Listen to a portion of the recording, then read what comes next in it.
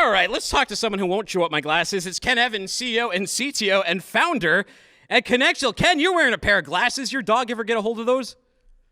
I no, but the dog did get a hold of my AirPods once, and that Oh, was an expensive problem. it really is. So It really is. It's the hidden cost of dog ownership. You know, you go and you get the, but it's really like all the other things that it I'm destroys. sure they're all well intentioned, but it happens, right? Ken, we've had Texas so far. Where are you coming in from today? You in Knoxville? Yeah, I'm in Knoxville, Tennessee today. Well, It's rained all day yesterday. You're going to get plenty of water this weekend down the river, but it's a little warm. it's been soaked out here. It's been soaked out here. Well, you know, having good visibility on the weather is very helpful, but we're going to talk about a different kind of visibility today. We're going to talk about token-based visibility, which is a relatively new Yeah. term for me. Tell me about what that is. Let's start there. Yeah, so for carriers and people who own trucking companies, clearly their customers expect information. They need to know where the load is, where my freight is, what the documentation of it is, expected ETA. All this real time or live information is the expectation. And there are multiple ways to solve that problem. There are apps that do that. We could probably name half a dozen. And then you have companies that are really driven more around creating the APIs, which allow companies to plug into and pull information or get pushed information on where the load is. But the problem with that can be once you turn an API on, how do you control the access of it?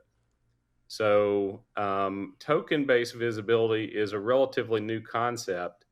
But what token based visibility is it basically says, okay, for a given load or BOL or piece of freight that's moving, let's generate a security token for that that's only valid while the transaction is happening to see live information about where the truck, the driver, events are happening. Now, you can go back to the token after the transaction's over and get the history, but after the transaction, after that proof of delivery and documentation is done, there's no longer visibility live to where the driver is or what the assets are doing. So that's the concept of token based visibility. Okay, so that's a lot to digest. Now, let's start at fleet and driver privacy. Always a big issue, especially when Mhm. we're talking about data. How does this help, and why does it matter for fleet and data privacy? Yeah, it does matter. Obviously, people that are managing trucks that haul, let's just say general freight, so 53 footers, flatbeds, even reefers, where a lot of the time you may have the head haul covered, but then you have to basically find the back haul using a load board or using a broker, an intermediary, someone else to help fill that. Well, the most valuable part of your data is actually where your drivers and your assets are and what the status of those are. So if you could envision, Dooner, you take a load from, you're in Chattanooga, let's say you run a load down to Orlando and you've granted, say, unfettered visibility to some partner, and they know that when once you've delivered in Orlando, that you're basically waiting on a load. So that's very critical information, and we believe that the asset owner is the one who should control that, the guy that owns the truck. And so we're giving them the tools through this token-based visibility to give people the live visibility they need, but then be able to shut it off when the transaction is over. Interesting. Now, does this tie into Loaded? Like, tell me a little bit about Loaded and Yeah. how that works. Because if I understand that correctly, you give customers a URL and they get a live look at what's going on in their supply chain. Yeah, so Loaded is a brand new offering that we have. It's launching here in Q3, and basically it provides that token-based visibility. Again, it lasts for the duration of the freight transaction, from the time it's initiated on the inbound, going to pick the freight up, all the way through the steps of arriving at the origin, departing the origin, getting to the destination, and then kind of proof of delivery being the last step. It can also be enabled with live geointelligence. So you can set up geolocations to automatically provide those updates. It is time bound, as we said. You get a URL. So if you're the carrier, you get a URL that you can email, you can load it into your system, you can send it via SMS to your customer or even their consignee, and it will basically be active for that transaction alone. Well, what do you get on the URL?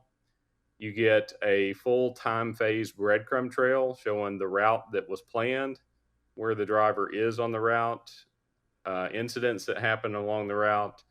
You're getting live visibility during the transaction. And when I say live, it is live. This is not, once every 10 minutes or 5 minutes or even 1 minute.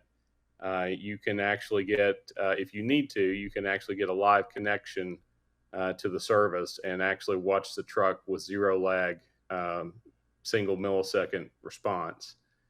You get digital documentation, and one of the coolest features, I think, is two-way asynchronous communication. Ooh. So, in other words, you can envision while the transaction's going on, you have the capability to send messages, attachments, even push to talk, like the old Nextel system, to the dispatcher and get updates on the information. Ken, now you got me curious. What is the difference between token-based versus like an API?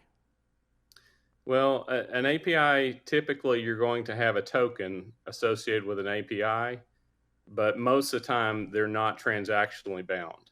Okay, so let's say I'm the carrier, Dooner, and you're a broker or shipper.